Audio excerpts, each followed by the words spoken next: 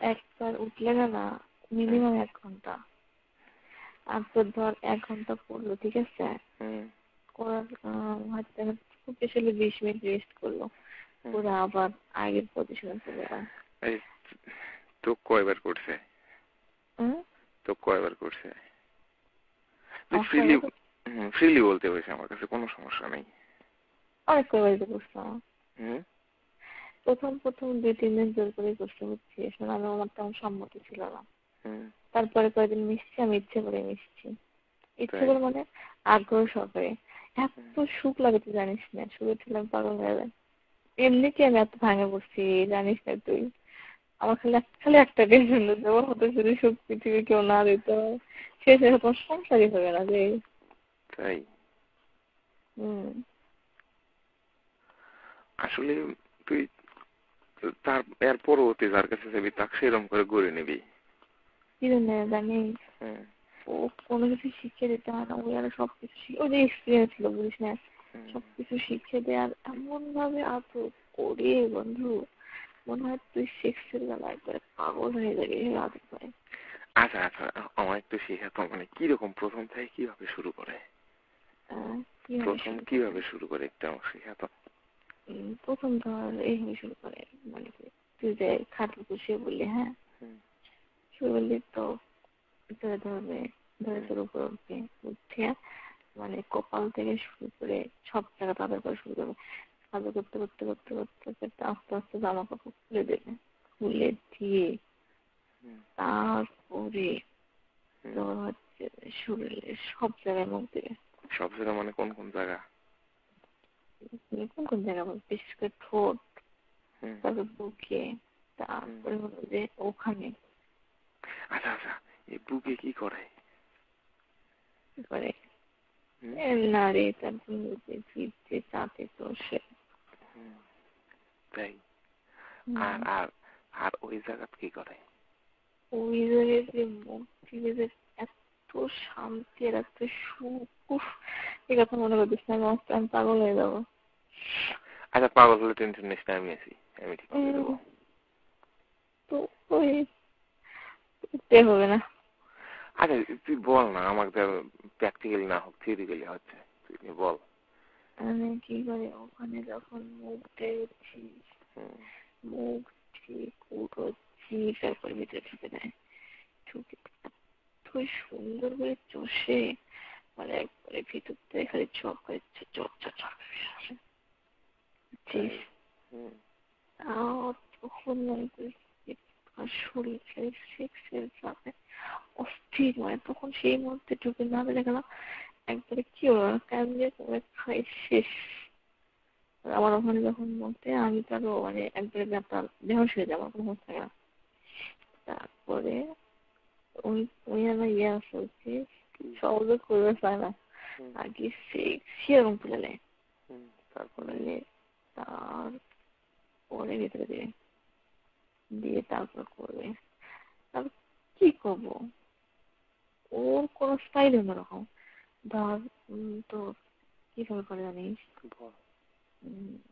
বসে থেকে করবে, তারপরে দাঁড়া থেকে করবে, পিছন থেকে করবে, সাইড থেকে করবে। শোন শোন শোন, এই পিছন থেকে কিভাবে করে? পিছন থেকে মানে উপরে থাকতে হচ্ছে, মানে তুই উপর হোস, ছাগলের মতো থাকতে হয়, তখন পিছন থেকে করে দাঁড়া থাকে। তাই? তারপর টেবিলের উপর বসায় দুই পা দুদিকে দিয়ে করে, তারপরে এক পা ঘাড়ের উপর নিয়ে এক পা হাতে ধরে এরকম করে উপরে টান করে ধরে একটু মানে শব্দ তো হয় তার। তাই? এত সুখ বন্ধু, আর কি বলি। আমি জীবনে কোনোদিন এইরকম করতে পারলাম না, আমাকে একটু শিখাবি? এইভাবে করে।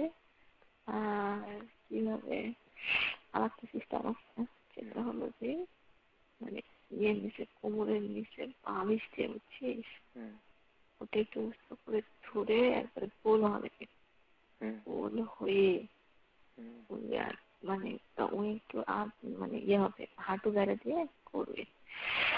এতে যে মজা, সবচেয়ে বেশি মনে হচ্ছে দাঁড়িয়ে থেকে করা। উফ, আমি তো সুগার নেই, তাই দাঁড়িয়ে থেকে করলে হ্যাঁ কঠিন সুখ। আচ্ছা দাঁড়িয়ে থেকে কিভাবে করে রে? একবার স্টেজ সোলো করে।